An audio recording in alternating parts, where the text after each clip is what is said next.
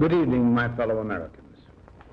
First, I should like to express my gratitude to the radio and television networks for the opportunities they have given me over the years to bring reports and messages to our nation. My special thanks go to them for the opportunity of addressing you this evening. 3 days from now, after half a century in the service of our country, I shall lay down the responsibilities of office as, in traditional and solemn ceremony, the authority of the presidency is vested in my successor.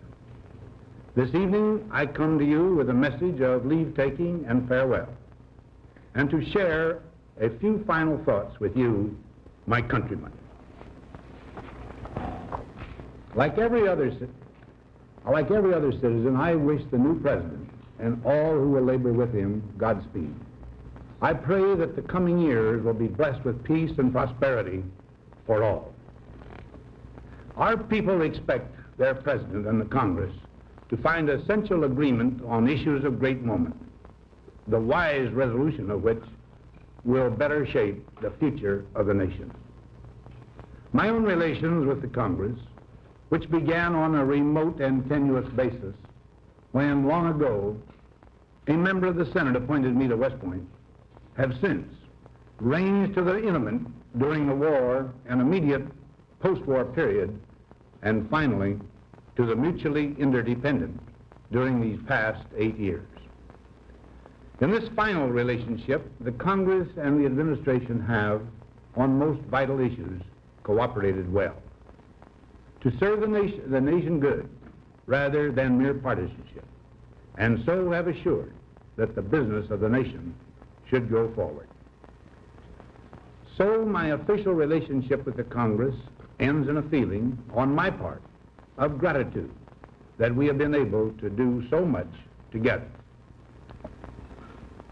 We now stand 10 years past the midpoint of a century that has witnessed 4 major wars among great nations. 3 of these involved our own country. Despite these holocausts, America is today the strongest, the most influential, and most productive nation in the world. Understandably proud of this preeminence, we yet realize that America's leadership and prestige depend not merely upon our unmatched material progress, riches, and military strength, but on how we use our power in the interest of world peace and human betterment. Throughout America's adventure in free government, our basic purposes have been to keep the peace, to foster progress in human achievement, and to enhance liberty, dignity, and integrity among peoples and among nations. To strive for less would be unworthy of a free and religious people. Any failure traceable to arrogance or our lack of comprehension or readiness to sacrifice would inflict upon us grievous hurt, both at home and abroad. Progress toward these noble goals is persistently threatened by the conflict now engulfing the world. It commands our whole attention, absorbs our very beings. We face a hostile ideology, global in scope, atheistic in character, ruthless in purpose, and insidious in method. Unhappily, the danger it poses promises to be of indefinite duration. To meet it successfully, there is call for not so much the emotional and transitory sacrifices of crisis, but rather those which enable us to carry forward steadily, surely, and without complaint, the burdens of a prolonged and complex struggle with liberty, the stake. Only thus shall we remain, despite every provocation, on our charted course toward permanent peace and human betterment. Crises there will continue to be. In meeting them, whether foreign or domestic, great or small, there is a recurring temptation to feel that some spectacular and costly action could become the miraculous solution to all current difficulties. A huge increase in newer elements of our defenses, development of unrealistic programs to cure every ill in agriculture, a dramatic expansion in basic and applied research. These and many other possibilities, each possibly promising in itself, may be suggested as the only way to the road we wish to travel. But each proposal must be weighed in the light of a broader consideration, the need to maintain balance in and among national programs. Balance between the private and the public economy. Balance between the cost and hoped-for advantages. Balance between the clearly necessary and the comfortably desirable. Balance between our essential requirements as a nation and the duties imposed by the nation upon the individual. Balance between actions of the moment and the national welfare of the future. Good judgment seeks balance in progress. Lack of it eventually finds imbalance and frustration. The record of many decades stands as proof that our people and their government have, in the main, understood these truths and have responded to them well in the face of threat and stress. But threats, new in kind or degree, constantly arise. Of these I mention two only. A vital element in keeping the peace is our military establishment. Our arms must be mighty, ready for instant action, so that no potential aggressor may be tempted to risk his own destruction. Our military organization today bears little relation to that known of any of my predecessors in peacetime, or indeed by the fighting men of World War II or Korea. Until the latest of our world conflicts, the United States had no armaments industry. American makers of plowshares could, with time and as required, make swords as well. But we can no longer risk emergency improvisation of national defense. We have been compelled to create a permanent armaments industry of vast proportions. Added to this, 3.5 million men and women are directly engaged in the defense establishment. We annually spend on military security alone more than the net income of all United States corporations. Now, this conjunction of an immense military establishment and a large arms industry is new in the American experience. The total influence, economic, political, even spiritual, is felt in every city, every state house, every office of the federal government. We recognize the imperative need for this development, yet we must not fail to comprehend its grave implications.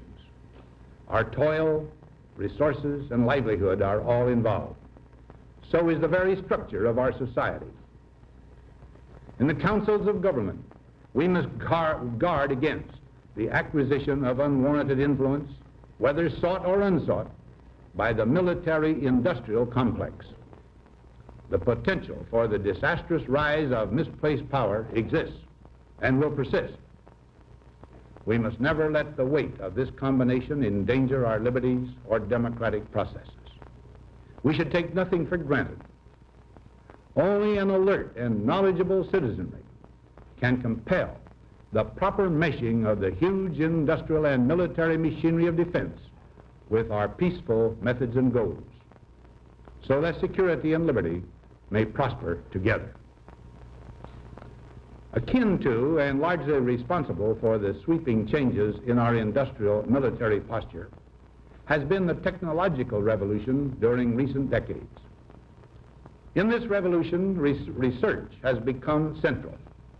It also becomes more formalized, complex, and costly. A steadily increasing share is conducted for, by, or at the direction of the federal government. Today, the solitary inventor, tinkering in his shop, has been overshadowed by task forces of scientists in laboratories and testing fields. In the same fashion, the free university, historically the fountainhead of free ideas and scientific discovery, has experienced a revolution in the conduct of research. Partly because of the huge costs involved, a government contract becomes virtually a substitute for intellectual curiosity. For every old blackboard, there are now hundreds of new electronic computers. The prospect of domination of the nation's scholars by federal employment, project allocations, and the power of money is ever present and is gravely to be regarded. Yet in holding scientific research and discovery in respect, as we should, we must also be alert to the equal and opposite danger that public policy could itself become the captive of a scientific, technological elite. It is the task of statesmanship to mold, to balance, and to integrate these and other forces, new and old, within the principles of our democratic system, ever aiming toward the supreme goals of our free society. Another factor in maintaining balance involves the element of time. As we peer into society's future, we, you and I, and our government must avoid the impulse to live only for today, plundering for our own ease and convenience the precious resources of tomorrow. We cannot mortgage the material assets of our grandchildren without risking the loss also of their political and spiritual heritage. We want democracy to survive for all generations to come, not to become the insolvent phantom of tomorrow. During the long lane of the history yet to be written, America knows that this world of ours, ever growing smaller, must avoid becoming a community of dreadful fear and hate, and be instead a proud confederation of mutual trust and respect. Such a confederation must be one of equals. The weakest must come to the conference table with the same confidence as do we, protected as we are by our moral, economic, and military strength. That table, though scarred by many past frustrations, cannot be abandoned for the certainty agony of disarmament of the battlefield. Disarmament with mutual honor and confidence is a continuing imperative. Together we must learn how to compose differences, not with arms, but with intellect and decent purpose. Because this need is so sharp and apparent, I confess that I lay down my official responsibilities in this field with a definite sense of disappointment.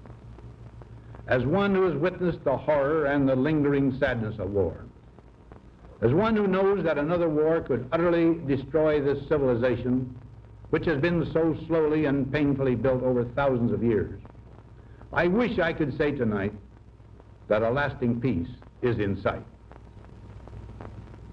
Happily, I can say that war has been avoided. Steady progress toward our ultimate goal has been made, but so much remains to be done. As a private citizen, I shall never cease to do what little I can to help the world advance along that road. So in this, my last good night to you as your president, I thank you for the many opportunities you have given me for public service in war and in peace.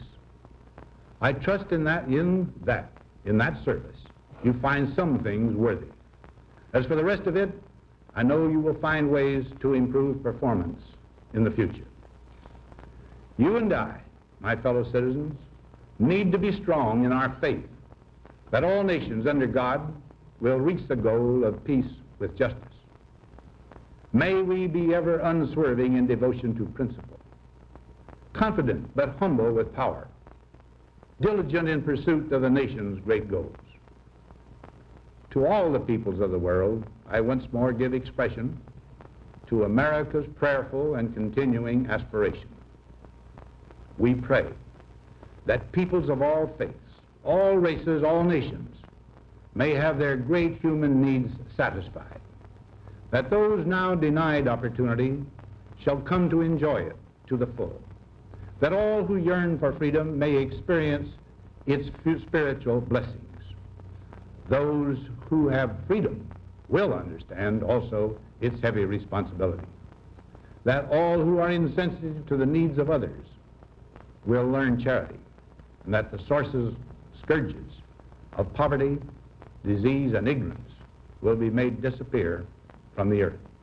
And that in the goodness of time, all peoples will come to live together in a peace guaranteed by the binding force of mutual respect and love.